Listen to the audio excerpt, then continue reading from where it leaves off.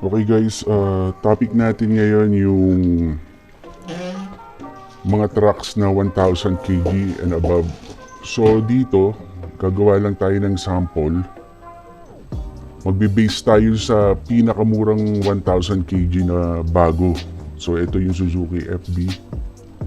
So may mga ipapakita ako sa inyong mga ni-research natin. So based on research lang natin. So marami kasi ako nakikita ang mga nagbablog about sa income lang. So hindi nila natatakil yung tax nila na babayaran or kung kumikita ba sila. So bandang huli ko, compare din natin to sa sedan. Kung nagkakalayo ba ang kita. Okay, umpisa na natin kagad. So for example, meron ka 1,000 kg truck. Kunyari, 4,000, sabihin may 2,000 kg ka, 3,000 kg na truck. Pare-pareho lang yan. Kasi ang 1,000 kg up, nire-require na ni BIR na may, nilalamove na may BIR yan. So, pag-usapan natin yung filing. So, halimbawa, nagde-daily gross ka ng 4,000 pesos a day, gross, yung hindi pa bawas nilalamove.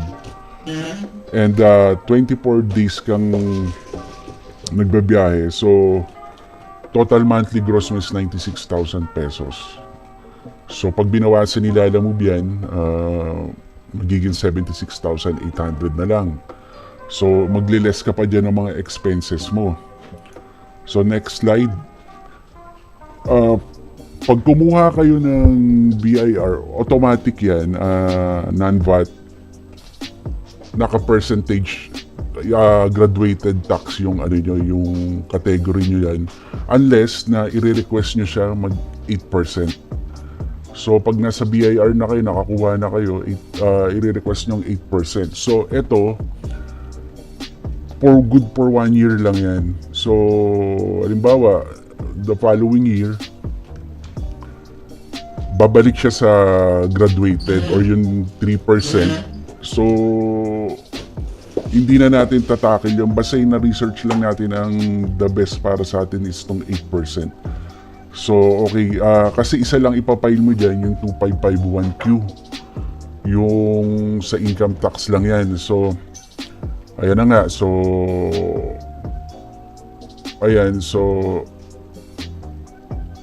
kailangan. So, kung kumikita ka ng go-gross ka na 96,000. Remind ko lang guys, 96,000 yung hindi pa nababawasan nilalamove. Yun ang kukunan tax ni BIR. So dyan, dapat nagbabawas na tayo ng 8%. So 7,680, itatabi mo na yan for tax. So, ayan. So 76,000 mo, sige, pag-usapan muna natin monthly profit natin. 76,000. So, eto na, yung fuel tsaka maintenance. Usually, pag mga ganyan, 35% lagi ibabawas mo dyan. So, 33,000 tapos babawas mo yung tax mo ng 7,680. Estimated net profit mo lang mauuwi is 35,000. So, paano yun? Siyempre, nag-monthly amortization ka pa. Usually, yung pinakamababa ni Suzuki FB is yung 28,000 down payment na may 15,500 na monthly. So, siyempre, babawas mo pa yung 15,500 dito sa 35. So, more or less, 20,000 lang ang matitake home mo malinis. Kung properly nagbabayad ka ng tax. So, 20,000 Reminder lang yung guys 20,000 lang. Yun ang mauuwi mo. So guys, so 20,000 worth it ba yun sa for 24 days? So ito, papakita natin yung annual gross income natin. Yung pala guys, may may 250,000 tayo na sa 8% na pwede mong ibawas doon sa taxable amount. So 96,000 times 12 months. So lumalabas na 1,152,000 yung gross natin dyan. Babawasan ng 250. So ang matitira is 902,000 yan. magbabawas si BIR ng for the whole year. Ayan, bali for a total of 1 year, 72,000 bibigay mo sa gobyerno. Tingin nyo guys, worth it ba yan? Di ba medyo malaki? Kung talagang susundin natin yung batas at dapat naman talagang sundin yan. So, okay, yan lang yung monthly, reminder guys, kinumpute lang natin yan sa Suzuki FB. Suzuki FB. Marami ako nakikita guys na kumukuha ng L300. So magkano L300? Around 21,000 monthly mo dyan. So kung mapapansin nyo guys, maraming hatak si mga bangko sa mga reposes like RCBC. Pumunta kayo sa site nyo, ang daming hatak na L300 na hindi na nakakayang bayaran kasi nga hindi nila nakikita yung talagang lahat na magagastos nila dyan. So para sa akin, pag sa truck, dapat malalaki na talaga para kumita ako yun. Sabihin mong 3,000 kg, yan ang pinaka-vantage point mo dyan So pakita ko sa inyo guys So ako kasi guys, sedan yung ginagamit ko.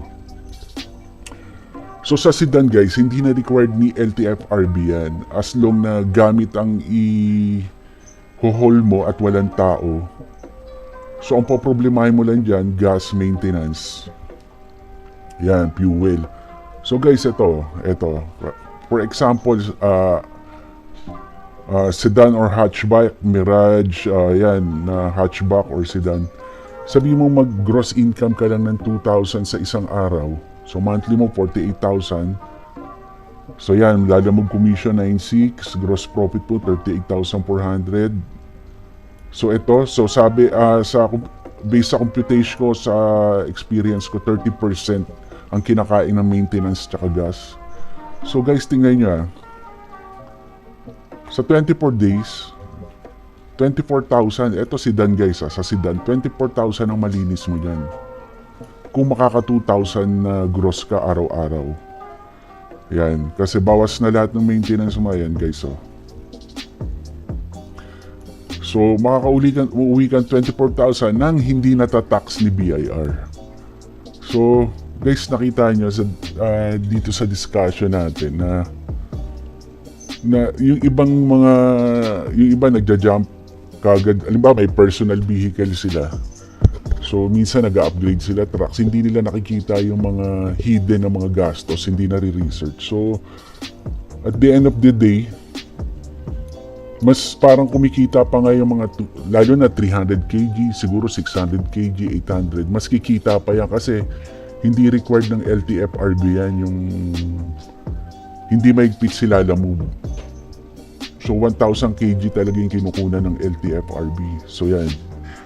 So 24,000. So guys, comment kayo kung tingin nyo may mali akong na-tackle, pwede kayo mag-comment. Pero ito based guys sa ko lang personal research ko sa mga natanong ko rin ng mga bookkeeper na ito talaga yung proper way. So yung mga nagbabalak o yung meron ng mga siguro trucks dyan, share nyo guys kung tama ba yung mga natakil natin ngayong araw. Share nyo lang sa comment section guys. So hope nakatulong ng konti, kahit konti lang itong discussion natin ngayon. So itong discussion natin ngayon hindi tungkol sa biyahe to guys Tungkol to sa hindi tungkol sa pagbablog natin daily ng mga biyahe. Tungkol lang to sa computation dun sa mga nagbabala kumuha ng mga malalaking sasakyan.